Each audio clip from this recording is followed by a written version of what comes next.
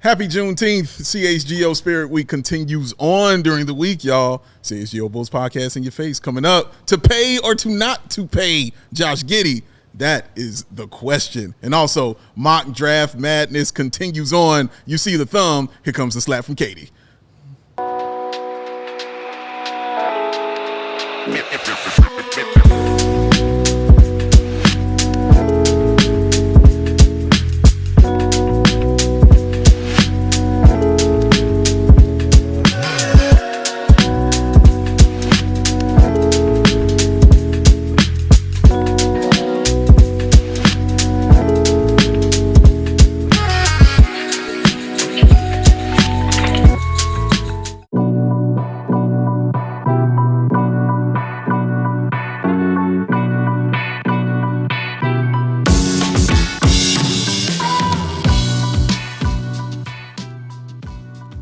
CHGO Spirit Week rages on the CHGO Bulls podcast. What up? How are you? You look wonderful. Thank you for saying I do too. I am Big Dave. Bow Sports is where you can follow me on Twitter. Bam. That man over there is Will the Go Gottlieb. Don't follow him there. Follow him at Will_Gottlieb. And back there on drums, bass, keyboards, and vocals is Katie Duffy running things on production. Thank y'all for being here. We are continuing CHGO Spirit Week, y'all. It is the Big Brothers and Big Sisters of America Day, as we've been doing all week long. Ask you all to continue to donate to this wonderful organization. You see that little icon down at the bottom. Go ahead and click that. For one, all the money is going directly to them. There will be no transaction fees or anything on YouTube. Everything you donate goes directly to the Big Brothers and Big Sisters of America. But second, right now we are in the lead as far as donations are concerned, ladies and gentlemen. We are beating everybody across the entire network, and we want to continue that. So please help us continue to keep this lead that we have, and let's make it insurmountable. We can do that today because I know Katie is competitive. Yes, I feel like we've explained this in bits and pieces. Let me explain this in full really quickly, and then we can talk about basketball. Here we go. So here's what you're going to do. If you're watching the show, next to the chat, you're going to see a little icon. It looks like two hands that are shaking, and it also makes like a little heart. You click that. You can donate any amount. It could literally be $5. I don't care what you donate. Just give us a little something. But it doesn't go to us. It's not us. We get $0, 0 cents, 0 pennies. Mm-hmm. YouTube is covering all the transaction fees. All of them? Literally every penny you are giving goes to Big Brothers, Big Sisters of America. Keep going. None of the money's for us. If you want to send a super chat, how about you just donate instead? We'll still say your name. We'll still read your comment, but the money just doesn't go to us. So she preaching. Let's beat every other show on the network. Let's beat every other city in the network. We can do this. Like Dave said, we are competing not only with the other networks, but also with the other shows in CHGO. Yes. And CHGO is kicking butt. We're ahead. And that means you guys are ahead. That means you guys are with us, which we really appreciate. We've already hit our goal, but we want to keep breaking through it so we can donate as much money as possible. Yeah, we have a network goal of 10K. We're close to it, so we definitely we've hit it. We're at 11. You can see it on the donation widget or whatever on the YouTube channel. $11,661. That's awesome. Out of our $10,000 goal. Yeah. And we still have time to go. Today and tomorrow it's going to run through it.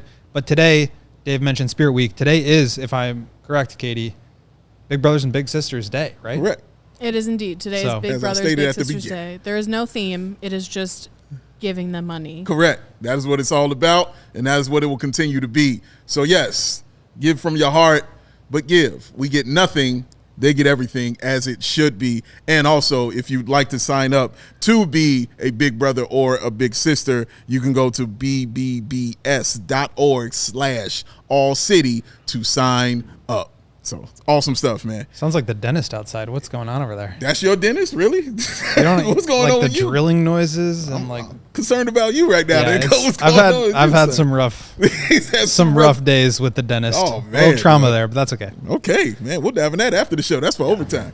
But right now, NBA Finals. You don't hear that and think root canal? No, not at all. That you do? I've never had a root canal. I've had 4. What? Yeah. See what I'm talking about? See, he understands. Sweet Tooth Willie. That's how I go. That's how I go. That's how I go, man. Dang, 4 of them for real? Well, 2 in each of my 2 front teeth. Yeah. What? Because I broke them when I was a child, and then I had to get Doing them repaired. what? What were you doing? I just fell out of bed.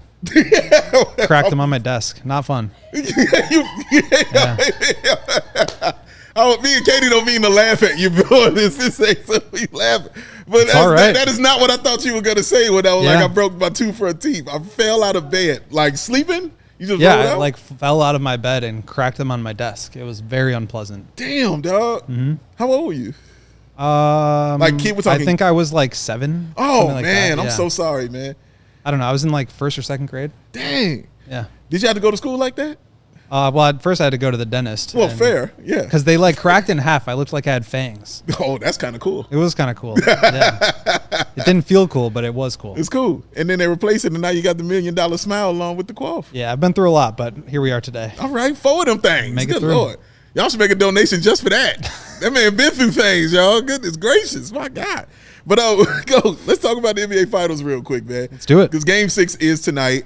7:30 at the Conseco Fieldhouse in Indiana. OKC will be taking on the Indiana Pacers. OKC is up 3-2. They can close out the series tonight. Or if Indiana gets this victory, they'll be taking it to a Game 7. Biggest if in this, obviously, is Tyrese Halliburton. Game time decision. He's got a strained calf.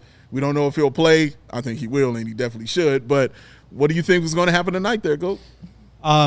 I think whatever you think is going to happen because some of us picked the Thunder in 4, and some of us are very wrong about that. However, some of us picked the Thunder in 6, yes. and that is still very much on the table. So yeah. I'm gonna ride with that. I'm gonna go Thunder in 6. Yeah, that's what I picked and predicted. I thought it'd be 6. You were the someone that I was referring to. Well, trust me, I know. I understand. Thank you. Just making it clear to all the people who are watching. Just making it clear. I wanted to go 7 because I just want more basketball. This is why I have no issue being wrong about stuff, because I want more basketball. I would love for this to not end. I think it'd be a great story and a great signature for the Indiana Pacers if they get this win. Even if they lose in 7, this is a great signature for them if they get this victory with all this with Tyrese Halliburton, not being healthy, with TJ McCollum and how well he's been playing, and if he has another good game. And doing it at home, you know what I'm saying? Doing it in Indiana in front of the fans. It'd be great for them to get that kind of victory. But, man, I don't know. It's just hard because OKC, man, listen, as we keep talking about, you need 2 guys. You got to have 2. And they have a clear 2 in SGA and in Jalen Williams, who dropped 40 on these cats. And they got 2 more in Chet Holmgren, Isaiah Hartenstein, and they got 2 more after that. Exactly. And Aaron Wiggins and then they got Jason the Rims Wallace over there and Alex Caruso just hanging out. They got a lot. But they are led by those 2 guys. Those are the leading guys right there, and they have definitely stepped into those roles really perfectly. You forget that SGA was playing point guard this season just by how much he was scoring, but those 10 assists that he had also just let you know he's got that skill too. So, and it's great to see Jalen Williams really step up. Yeah, he's been awesome. I think he probably won't be Finals MVP, but he's making a push. I would say if he has another 40-point game tonight and they win, he probably is, right? And so he's been playing great in year 3 of his young NBA career.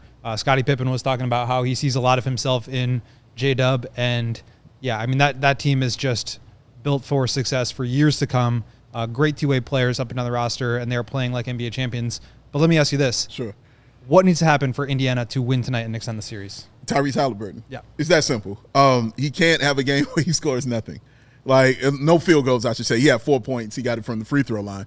But he can't have another game with no field goals, Will. They had gotten that lead down to 2. So the team did their job. And at that point in time, your star is supposed to carry you over the threshold at that point in time. And he just didn't have it. And, of course, the injury has something to do with it. But I remove all that kind of stuff when it's the NBA Finals, bro. You got to find a way to put the ball into the bucket. There has to be a way for you to do it. You get to the line 10 times then. If that's your only way to do it, get to the line 10 times.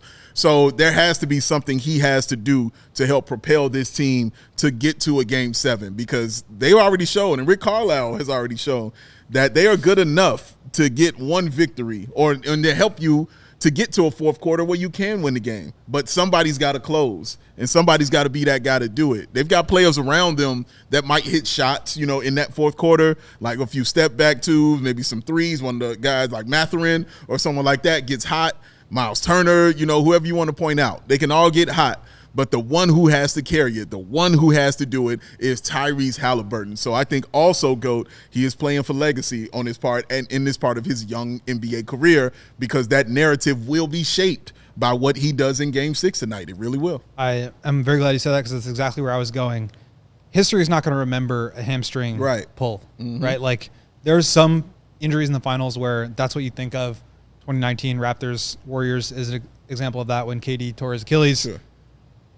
But the Raptors are still the champions. Like, they are still the ones that have the trophy, and that will live forever. Obviously, this is an incredible accomplishment for the Pacers, coming from the 4th or 5th seed, whatever it was, that they were this year, starting the season 10-15, and then playing as well as they have, forming this identity, getting to this height is an accomplishment for sure. I mean, they took down some really good teams on the way there, and like, they're gonna be able to build on this. But I do think that, like, this is, I mean, backs are against the wall now. They have to perform. They need more out of Halliburton, but they also need everybody to step up.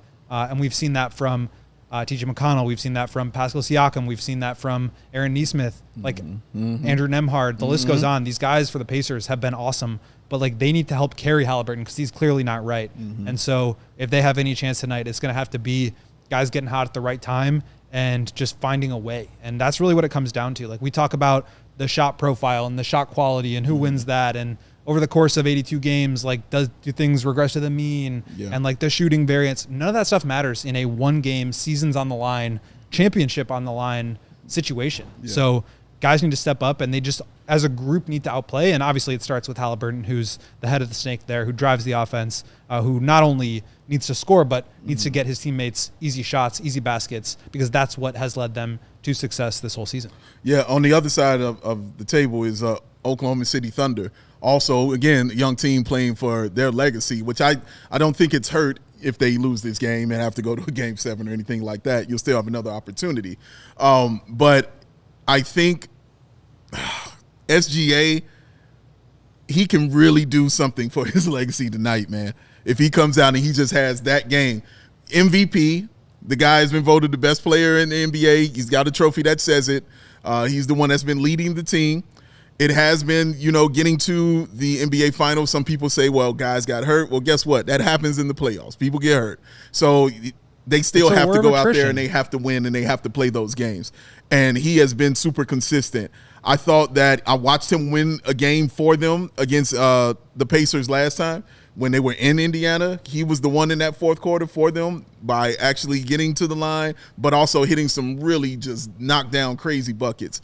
I think, man, if he has that game like we saw Jalen Williams had tonight, that will do wonders for that young man and his legacy, and rightfully so. Like, he is a really special talent and a really special basketball player, and hopefully that's what can come out of this, is people can have more respect for him and his game that he plays, that I think people just completely step on, GOAT, and just call him just a free throw merchant. It takes more than that, dude, to average 30 in the NBA, all right? You got to be able to score, and he does it at a really high clip, and he is always under the high clip this season. So I think him putting his stamp on this is what superstars do.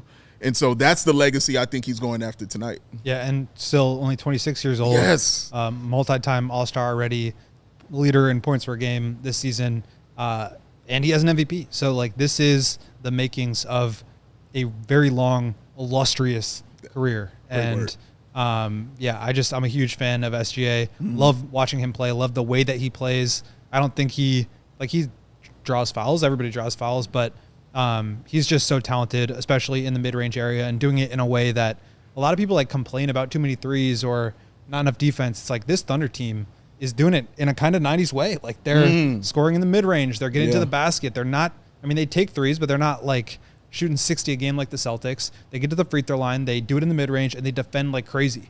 And so this is a team that it's surprising to me that more people aren't excited about, but I do think that's just kind of the nature of it. Like, when you're this good and when you're this far ahead of the pack, they won 18 more regular season games than the Pacers. When you're that good, it's hard not to root for the underdog. It's true. It's very true, man.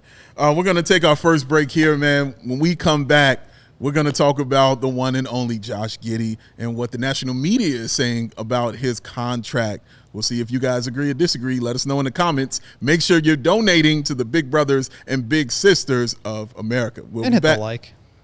And that too.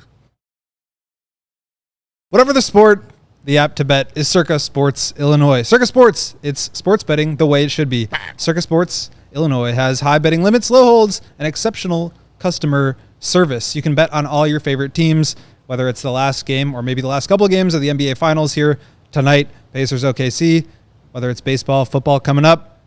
Doesn't matter. You can bet all games, every game this season, spreads, props, futures, or in-game live bets. Circa has it all. Fund and bet like a pro from anywhere, anytime in Illinois. You can download your new bookie today at circasports.com. Must be 21 or older. Gambling problem? Call 1-800-GAMBLER. You know, making money moves should be just like Will the Gottlieb. Very simple, very smooth, and very cool. And that's why, ladies and gentlemen, there is Cash App. You get no extra hoops you got to jump through, and no extra stress, and no woozies, and for the love of the GOAT, no wazies at all. And guess what? For a limited time only, new Cash App users can use the exclusive code and earn you some additional cash. Seriously, there's no catch. Just download the Cash App, sign right up, use that code CHGO Bulls in your profile, send $5 to a friend, and within 14 days, you'll get $10 dropped right into your account. Terms apply. That's money. That's cool. And that's Cash App.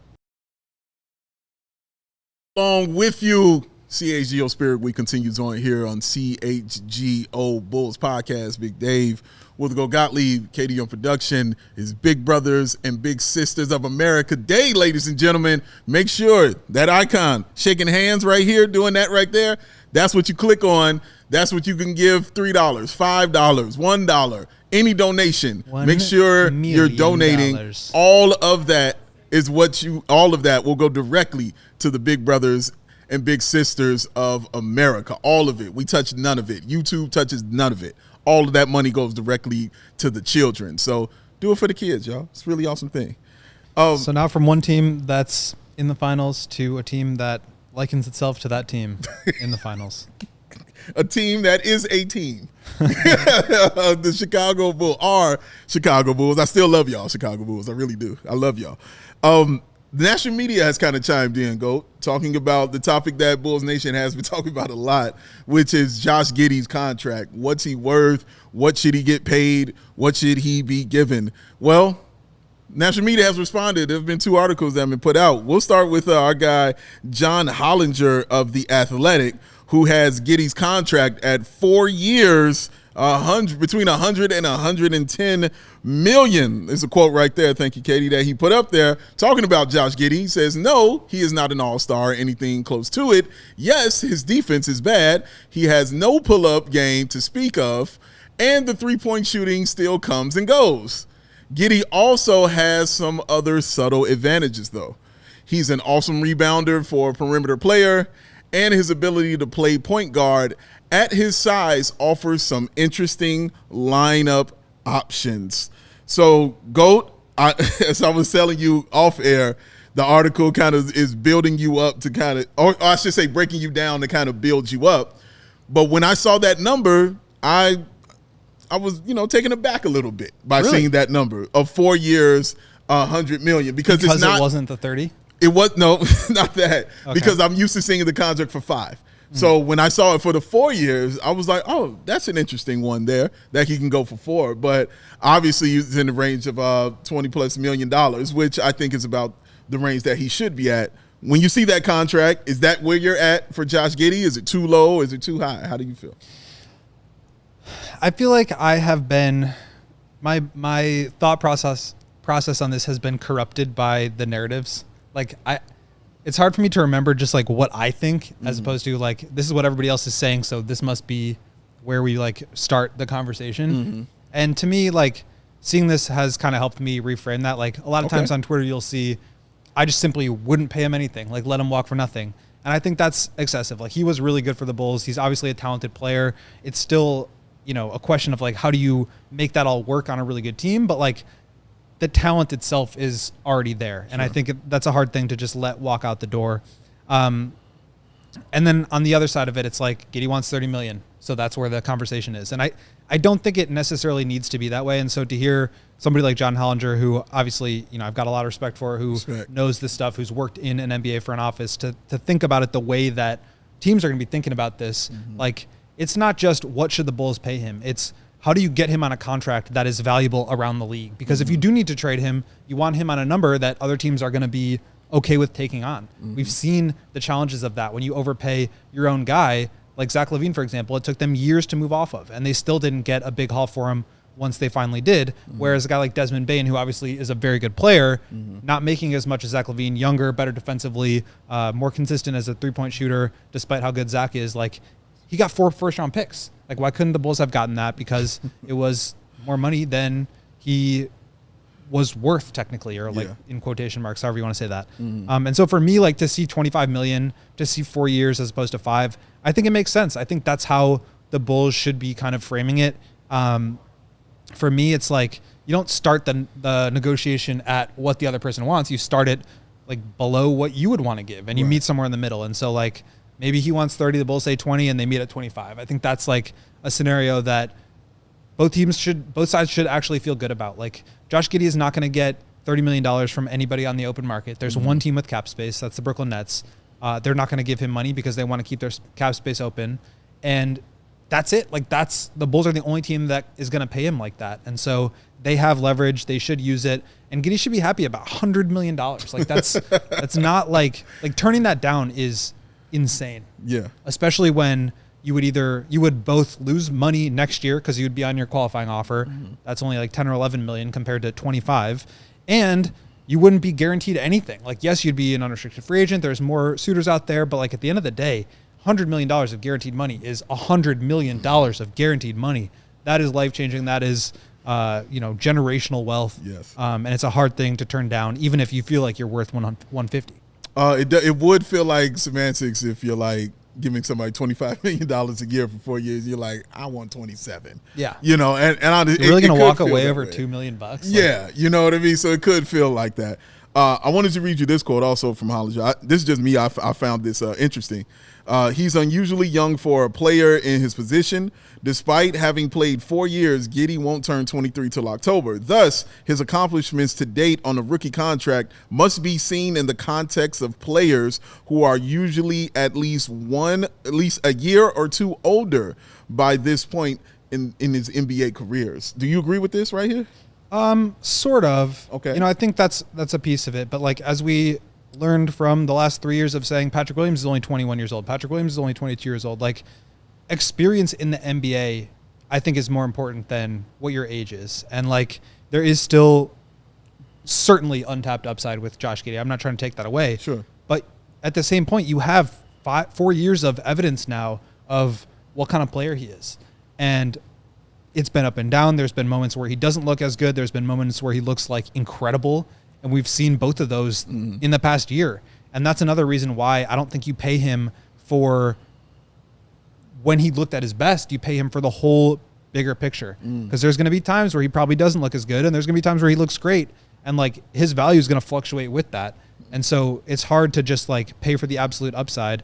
And the other thing is, like, I was talking to somebody with another team, and I was like trying to get a sense of what he thinks the Bulls should do. And one of the things that he said was like, you look around the league and you always want to pay your guys because there's always upside. You're excited about them. You're invested in them, and you always want to pay for what you think they can be. But if you look around the league, a lot of these rookie extensions where it's over 20, 25, $30 million, it doesn't look good. Like Jalen Johnson, great player. I think he's worth $30 million a year, but he gets hurt all the time. Yeah. And that's a really tough thing to build around. Jalen Suggs, great player. He's the fourth option on that team. Like, do you feel good about paying the fourth option, even though it's a descending contract and, it's very team friendly in that sense? Like, that's just so much money, and it's going to be hard to move. And I think same thing with Jalen Green, who's making 33. Same thing with Alperen Şengün. Like, these guys are very good players.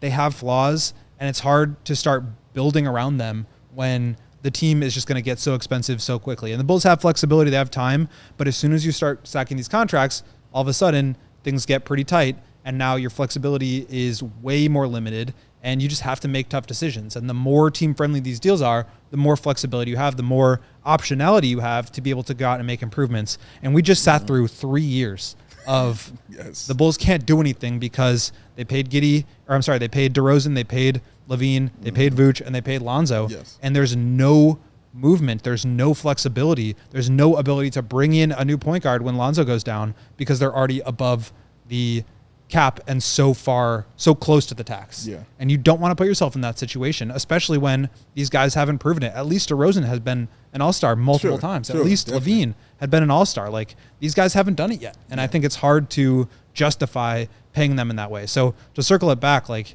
yes, he's young and that's great and there's upside there, but we also do have information of what he looks like, not just in the NBA, but with your team and playing with good players on your team. So you have to factor that in. You have to. I got D-Law says, the Bulls didn't want to pay MJ and Scotty. Yeah, that's a fact to that. Travis McKnight saying that Giddey at $100 million. They won't pay Giddey $100 million because they paid Patrick Williams $90 million. He's not worth that, I should say. Yeah, but it's the years too. Patrick on a 5-year contract with a player option. I think if you can get Giddey, and so that was the other piece that I didn't want to dig into a little bit, is like how many years. So to me, the lower the number, the more years you want, because you have upside on that. As the cap goes up, the contract stays flat or goes up at a lower rate than the salary cap, you're getting a better deal against the salary cap. So, you know, I can pull up my cap sheet, but like in year 1 of this deal, if the Bulls do this, Josh Giddey would probably start around $25 million. Yeah. If it was a $30 million deal, he would start at 25.8. That's 16% of the cap. By the end of it, he's making 34, so almost $10 million more, but it's actually a smaller percentage of the cap. It's only 15%. So to me, you do want to get it you want to extend it as long as possible, because that's where more upside is as a percentage of the cap. However, if the player is unplayable or you can't do it, now it's an albatross. So you have to be careful about that. And that's why I think 4 years might just be the number that they come to. If you could do 5 with the team option, that would be great, because then you have control. But if you're the Bulls, and you have 4 years of Josh Giddey making $25 million, you have flexibility there. And it's not short term like you were with Kobe and Io, where it's like, yeah, it was a good deal, but you know, you blink and the contract's up and now you can't afford to bring them back because their number is below what the extension would be. Well, let me say, funny you should say about that 5 years right there, because Bobby Marks of ESPN also had something to say about the contract of Josh Giddey, and his price was 5 years, $125 million. And here's the quote from Bobby Marks. Numbers aside, there's a realization that restricted free agency should give the Bulls a competitive advantage on the price to keep Giddey, especially with Brooklyn, the only team that could sign the guard to a significant offer sheet. And as you just talked about, we don't feel like Brooklyn will be that team that will go after a guy like Josh Giddey, but he's giving Josh Giddey the 5 years and $125 million. And that's why I was taken aback a little bit by the Hollinger one, which was 4 years, because this is what I honestly am used to seeing. It gives you, like you said, a little more security. It gives, let's say, either if it's a team option or even a player option, either one. But I think it gives that security to Josh Giddey and knows that the team is truly fully committed to him. Now, the Bulls on their end could say 4, because I think that's better for them as a team. Like, you're committed, but it's like, okay, like a couple years, I can still kind of move you if we're not comfortable with that. But for 5 years, you're locking yourself in when you're doing something like that. So do you feel it's better for Josh Giddey to sign something where he's going to be more locked in, or maybe just take the 4 years? Because we're just talking about, a $25 million. It's not really a change in the money that he's going to get, annual. It's just an extra year of it if it's a team option or a player option. Yeah, I think that's kind of going to be part of the negotiation. Okay. We've been talking a lot about the dollars per year, but we haven't necessarily talked so much about the years on the deal. And I think if you are Josh Giddey, the more money you want, or the more money you get, the further out you want the contract to go, right? If it's $30 million a year, or I guess 25 is the example. Would you rather have, $25 million a year for 4 years where you get $100 million total, or would you rather have it for 5 years where it's 125? I don't know the answer to that. I think there's probably a world where he would want that $25 million a year contract to be shorter, because then he gets back on the market sooner. If he proves that he is better than this over that period of time, now he can get back into free agency at age, what would it be, 26, 27? Yes. With enough time to sign another, huge deal at age 27 when he has his full prime ahead of him, and a team might feel more comfortable giving him the full max. That's if he, performs at a really high level. But if he feels like $30 million is like more than he's going to get on his next contract, then you want to lock that in. And I think that's why you see a lot of the 5-year max contracts and not so many of the 5-year lower than max contracts, because players want to get back out. And I think that's why the Bulls ended up giving Kobe the 3-year deal, was because Kobe wanted to get back on the market. Same with Io. So now they have an opportunity where they exceeded their production exceeded the value of their contract. Now they're able to get back onto the market sooner. These guys are still 25, 26 years old, and now they can sign a big deal going into their next contract. Yeah. And I think there's a world where Giddey would want to do the same thing. If it's $30 million a year, he probably wants to lock up the full 150, because now he's guaranteed even more money, and he's less concerned about what he could make on that next contract because this is so much. Yeah. For me, 5/125 is better than 5/150, and I think, like I said, if it's $30 million a year, maybe from the team perspective, you would want fewer years, because then if it doesn't work out, you can get off of it sooner. Let us know in the comments what you think about these numbers right here, what you would give Josh Giddey for his contract, and we will continue this conversation on and on and on until the contract is actually signed. But coming up, mock draft madness time, ladies and gentlemen. We're going to dive right into it. It's his time to shine more than usual. CHGO Bulls, back after this. Ow. It's the employee pricing sales event going on at Ray CDJR. Head to Ray CDJR on Route 12 to choose from their huge inventory of new Chrysler, Dodge, Jeep, and Ram vehicles. Lease the new 2025 Ram 1500 Bighorn for only $419 a month for 36 months, or finance at 1.9% for, guess what, 72 months, ladies and gentlemen. And of course, with that raised price promise, you can shop confidently with no add-ons and no hidden fees ever. The price you see is the price you're going to pay. It's just that simple. For more information, visit Ray CDJR today on Route 12 in Fox Lake, or online at raycdjr.com, because they've been serving the community since 1963. For all those savings you get with Ray, you might want to throw a little bit on a sports betting website of your choosing. Maybe it's Circa Sportsbook, but we've all been there. The parlay, it's one leg away. Then the relief pitcher comes in, gives up the walk-off bomb in the 9th. And not only does your team lose, but you also lose your bet. Sound familiar? That's why they started the Hall of Fame app. It is built to fix that. Started by 2 lifelong sports fans who also happen to be Ivy League grads. That's a flex. Hall of Fame makes parlay research smarter, faster, and data-driven. Take that for the data. This is not your buddy's group chat full of hot takes. It is a full-on analytics engine. The HOF app gives you access to advanced stats, historical data, and powerful tools to help you bet smarter. The app is built for everyday sports fans, so it's easy and intuitive to use. You'll get an idea of your parlay's chances to hit and identify weak legs so you can weed them out before they take place. For a limited time only, our listeners, you guys at CHGO, can not only get a 7-day free trial, that's 7 days worth of free goodness, they also give you 50% off your first month when you use code CHGO at checkout. Download the Hall of Fame app on iOS or Android, or visit hofbets.com, enter code CHGO, and you're all set. Back on you, in your face, ladies and gentlemen. CHGO Bulls Podcast. Big Dave, Will Gottlieb, Katie on production on Big Brothers and Big Sisters of America Day here on CHGO Spirit Week. Make sure you're donating. You see that icon with the hands. Click it. Give to the children. Show them your love. All that money goes directly to them. Has nothing to do with us. All that money goes directly to them. But just for y'all, guess what? If you download that Rate app, we've been talking about it, but if you download that Rate app, guys, guess what? You can enter Rate CHGO Summertime Sweepstakes, because the Rate and CHGO are hooking you up with some summer baseball tickets. You can score 2 Rate Club tickets to the Cubs White Sox Crosstown Classic. That is taking place Saturday, July 26th. Rate Club seats are all inclusive. That means all you can eat and all you can drink. An awesome phrase to have when you're at a sporting event, ladies and gents. Download the Rate app, visit allchgo.com/rate, and get signed up today. Goat, it is time to dive deep into the NBA mock draft madness. That means we will be taking the temp. Taking the temp, brought to you by 4 Seasons Heating, Air Conditioning, Plumbing, and Electric. Go to 4seasonsheatingcooling.com. Get all those money-saving coupons and make sure you are staying cool, because for all the right reasons, it's 866-4 Seasons.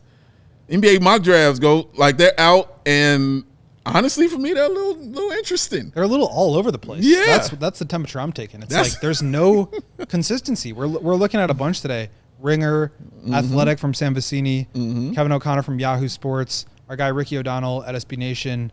None of them had the same answer. Maybe one of them overlapped. Like there's a lot of guys I think that could fall. Sure. And that puts the Bulls in a good position, not only to let the best talent available come to them, but also if another team really wants to trade up and get a guy that fell, they could be in a position to take a move back. But let's take a look at some of the guys who are going to be potentially available. Let's start with our guy, J. Kyle Man at the Ringer, because he has your guy, Khaman Maluach, mocked to the Chicago Bulls. Here's a quick quote from him. Maluach sliding this far would bring some desperately needed clarity for the indiscernibles. Ooh, well done, sir. He'd be the first high-powered rim-pressuring force that the Bulls have had since a young Daniel Gafford? Yeah, that's a quote. It ain't just me. What do you feel about that, sir? Because that's honest. Well, talk to me about the Daniel Gafford comparison. I think that's exactly why I don't think the Bulls are going to take him.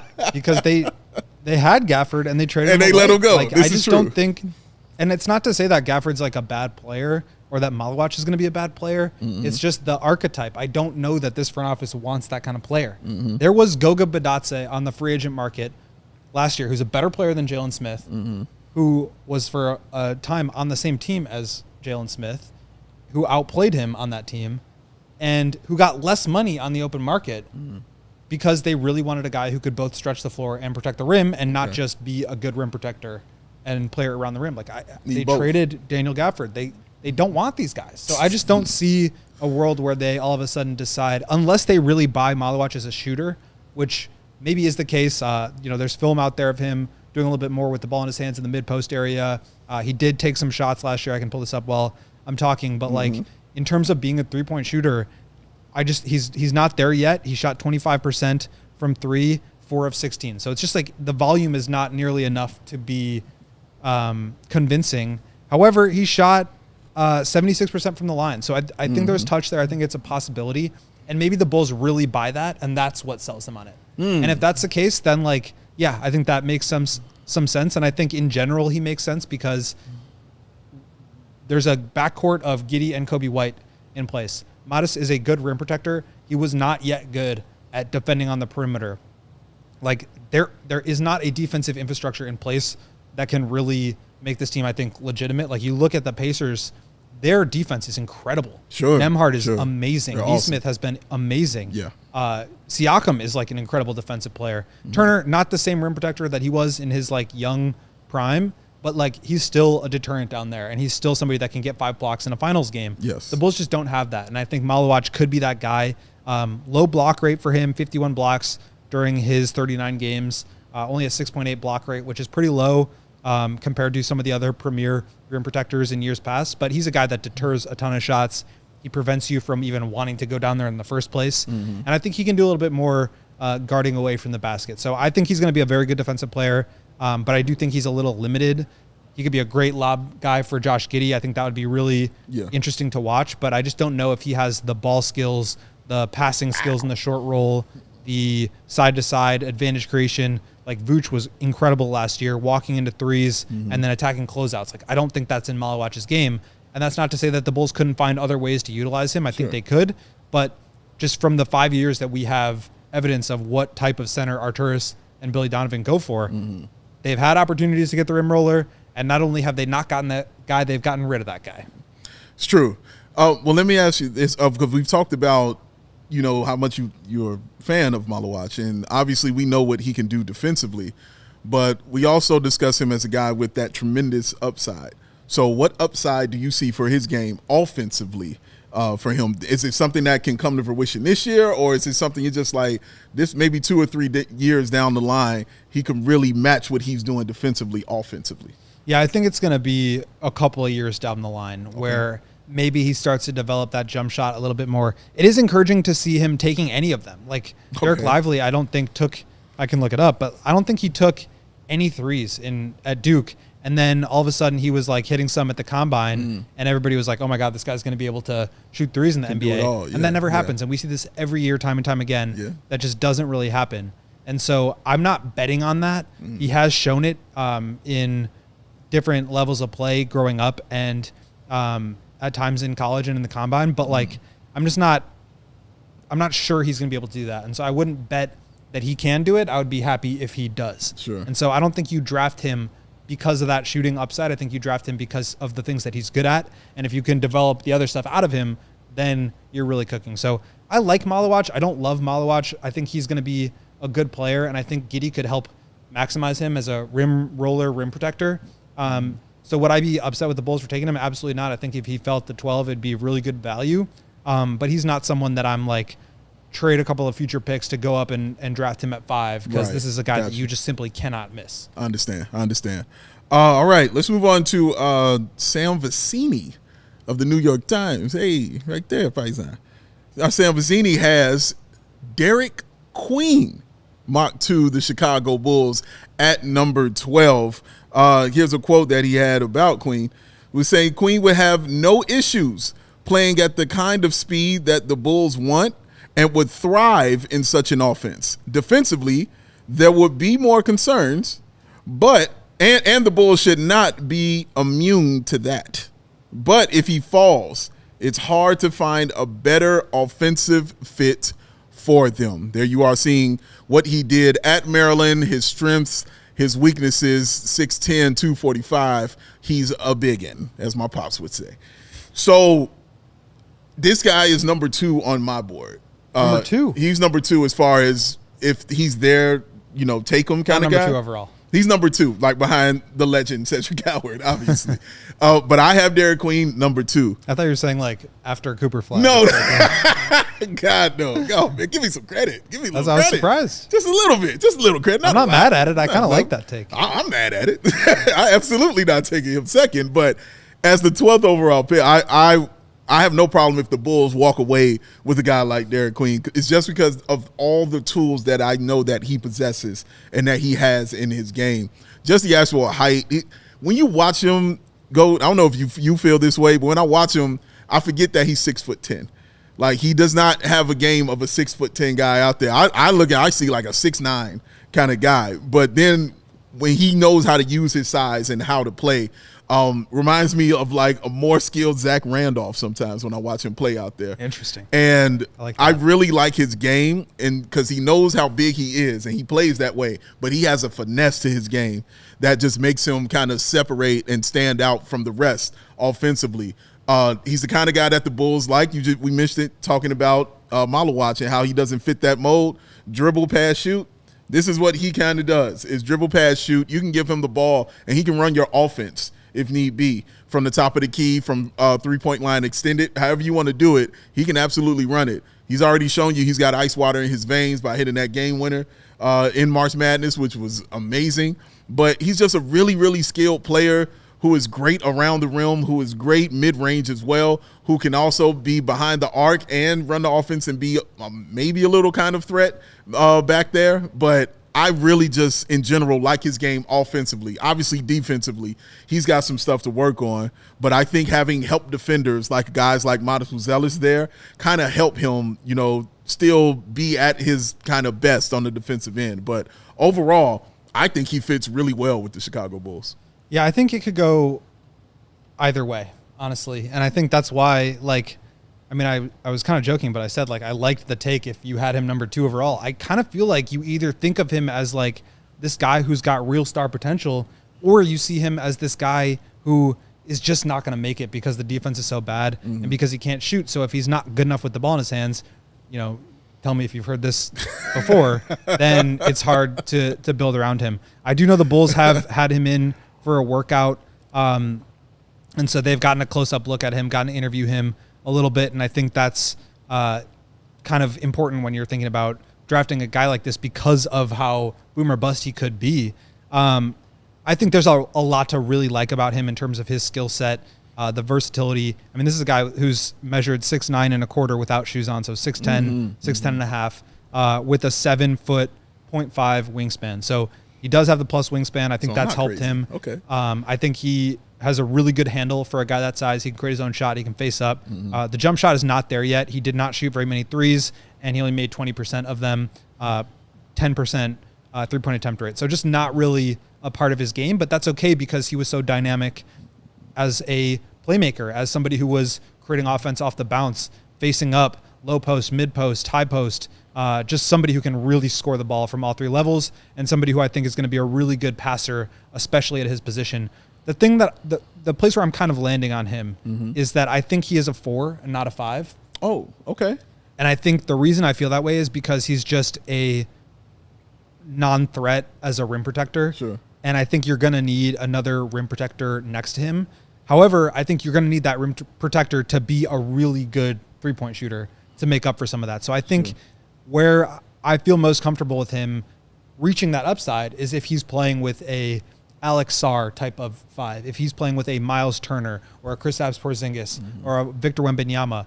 Those are the bigs who can really defend the rim and really shoot the 3. And that's going to give him the space he needs to operate, but also cover up some of his defensive limitations and put him in a position to succeed.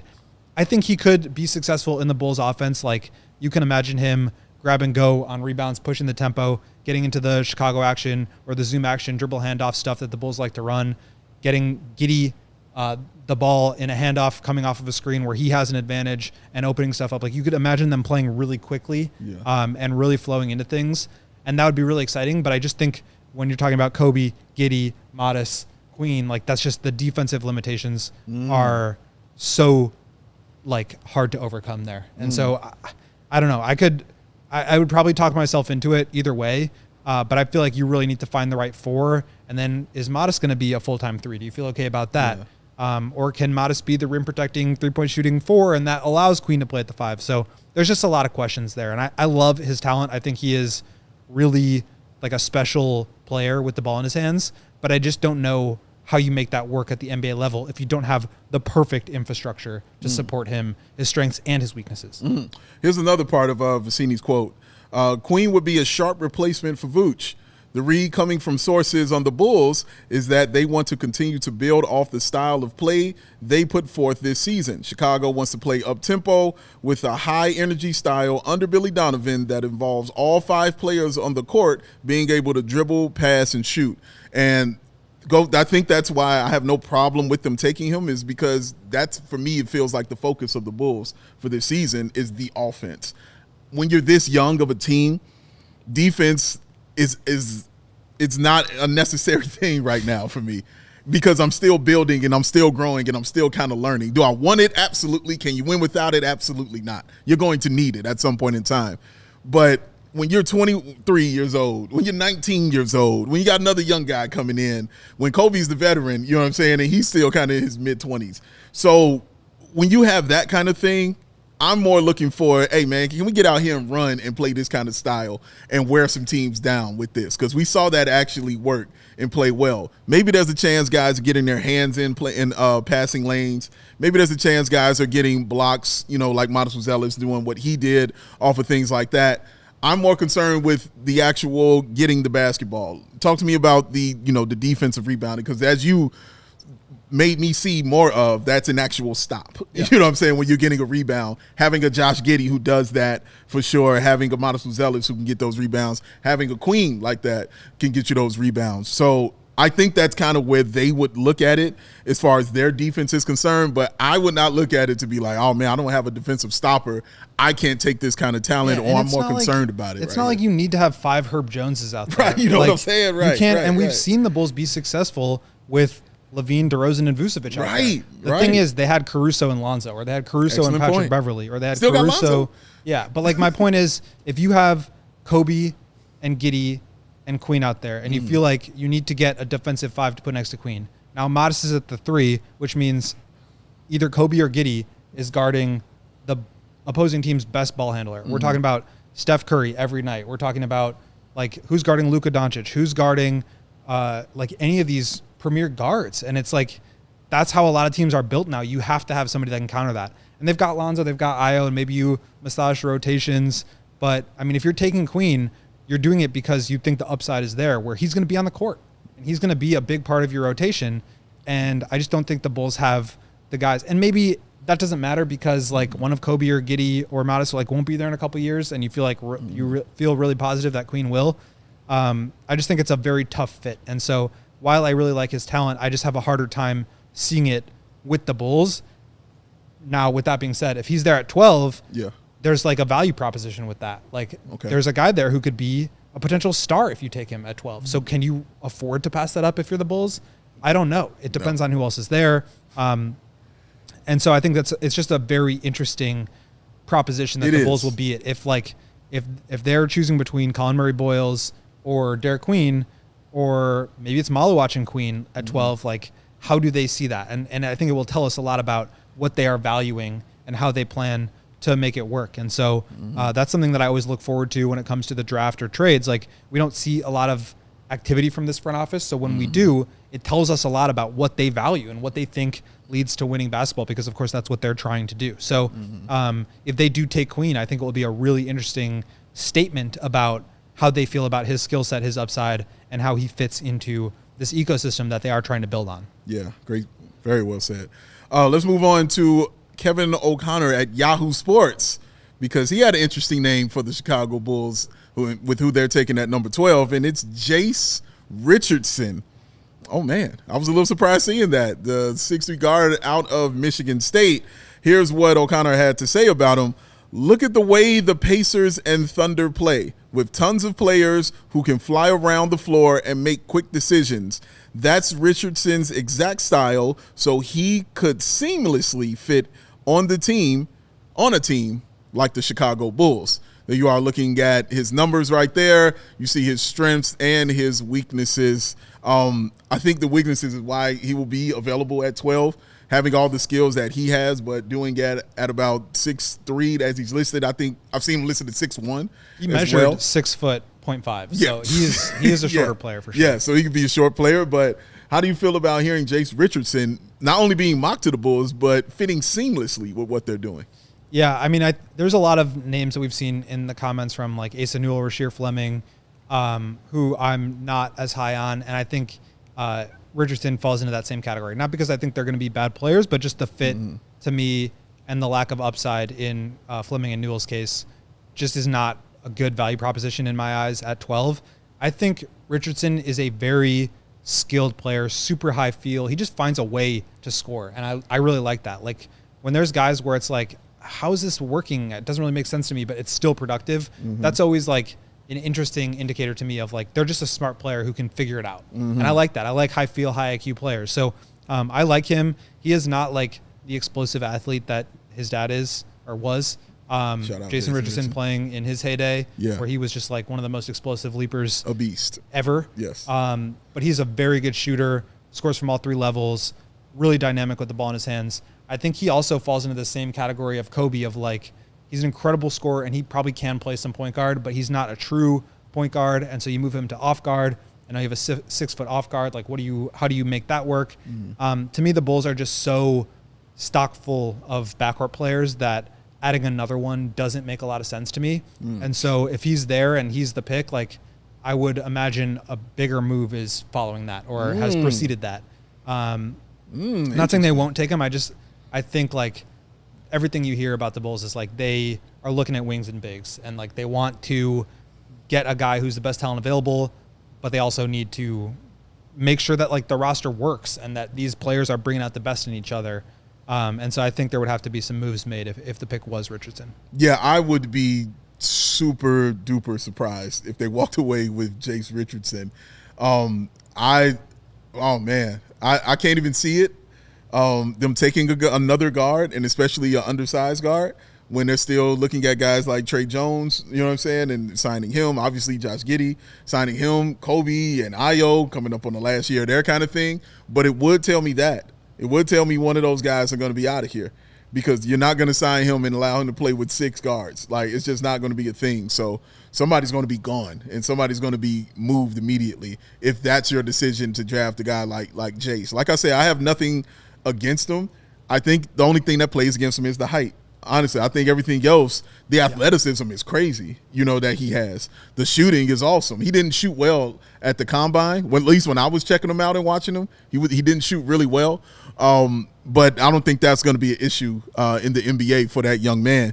But yeah, the Bulls just taking a smaller, undersized guard when it's a team with a plethora of guards that they still have to answer certain questions on their contract would just be shocking and very surprising to me. But like I said, we'll also tell you and let you know that somebody in that organization, one of those players, won't be around if they take a guy like Jase. But yeah, I don't want them to do this though. Yeah, I tend to agree. Like, again, I think he's a really talented player. It just doesn't make a lot of sense. Like, you look around the league, like the teams who are led by really small guards tend to underachieve in the playoffs. Even like Donovan Mitchell and Darius Garland, like they won 60 plus games during the regular season, but those guys are just, it's hard to win with small guards. Like Isaiah Thomas and Steph Curry are really the only point guards ever who have like led their team and been the number one guy. And so true. And it's not to say that like you can't be a shorter player and be important, but I think it's hard to be the number one guy. And you could even take it to a Derrick Rose if you like. Exactly. Remember in that conference finals, they put LeBron. It's hard. It's hard to deal with. Yeah. And then you look at like even these other teams. I mean, like Nemhard is 6'4", and he's their smallest player. Yeah.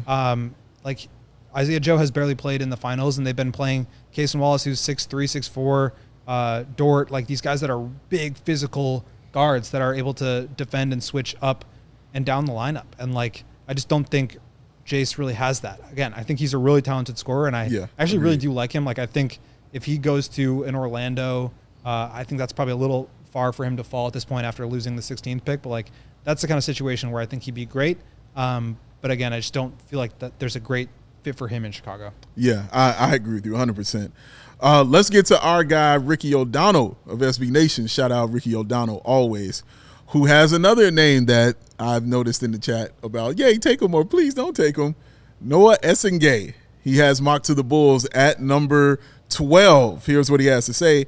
Essengue's switchable defense on the perimeter and length at the rim is an appealing combination, and the fact that he's been scoring well without a good jump shot yet is impressive. The Bulls need to draft for ceiling, and Essengue's is high given his tools and production. I love how Ricky says things. There's also Noa Essengue and what he has done. You see his strengths and you see his weaknesses there as well. He answered your question as far as defense is concerned for sure. You always want an athletic big. I don't care what you're doing. You know what I mean? Even if you're not high on my man Daniel Gafford, that's an athletic big. You want that on your team, but the shooting he does not have. So he fits, again, he's another guy that I think fits defensively, but doesn't fit what they are trying to do offensively, at least right now. And he fits exactly the mold of the player that Arturas has drafted in the past. Modest Buzelis, long, rangy, athletic wing with ball skills, but someone who's pretty raw and far away. Dalen Terry, same deal. Patrick Williams, same deal. Like Julian Phillips, same deal. He has very much a type, and I think Essengue falls into that to a T. This is a guy who's like 6'10", very good athletically, runs the floor up and down, great jumper, incredible transition player. I think he had an 80% free throw attempt rate, which is like, I mean, that's absurd. Yeah. Most guys, like, good is like 45%, and he's like at 80. So he is a really talented player in terms of upside. He's very raw. He's young. I think he's like a little bit upright and like stiff in the hips, which means that he's not really going to be a guy who can like dig into a stance, guard smaller players, especially like ones and twos. Maybe he can guard some threes, but I kind of think he's a 4. And so I think that's a little bit tough of a fit with Modest, who kind of has a similar frame to him. But this is a guy who's super talented and has a lot of upside. And I think the Bulls would probably feel like they could mold him with shooting, with decision-making, with passing into a player who could be really good. Like, maybe he turns into Giannis. I don't think so, but like that's the kind of like mystery box that he is. Yeah. And I think Arturas has always really gone after that. Yeah, it's interesting to hear him say, to hear Ricky say the fact that he's been scoring well without a good jump shot is impressive, because I agree with that. If you don't have a jump shot but you're still able to score, I do find it impressive. But first person I thought was like a Jared Allen kind of guy, you know, who can still get 20 and 20 even though he can't shoot the ball. So lots of ways to be really good in the NBA. We'll find out who the Bulls actually take in the draft, and we will find out next Wednesday. I cannot wait for that. I know this young man can't wait for that. Man, thank you all for everything that you all have done. I'm not saying thank you because we got 0 donations today. You got 0 donations? 0 donations. Zero. Y'all don't like the children? 149 people watching. We couldn't get And one y'all don't like donation. kids? That's the what we money saying? doesn't go to us. I'm not asking for money from me. That's it's for it. the children, man. The kids. We get $0 from that. Look, Katie don't like nothing. It's for the but she kids. like kids. It's for the. I don't like the way you said that. It's What, for you the don't kids. Like, oh, come on. Get your It's get for your mind together. the children. Hit the hands icon next to the chat. I'm not asking you for $1 million. I'm asking you for 2 or 5 or 23. I love the kids, man. Shout out to the children out there. Donate to them, y'all. Give some money to the big brothers and big sisters of America. They deserve it. It is for the kids. We get nothing. It is for the children. So donate to that. All right? Do that. We'll be back tomorrow with another show for y'all. That man right there is Will Gottlieb. You see the quaff. That is Katie Duffy back there on production. I am Big Dave. Hit the like button on your way out. Thank y'all for being here. Donate, donate, donate. Spirit Week continues tomorrow. Peace. We all silly like the mayor.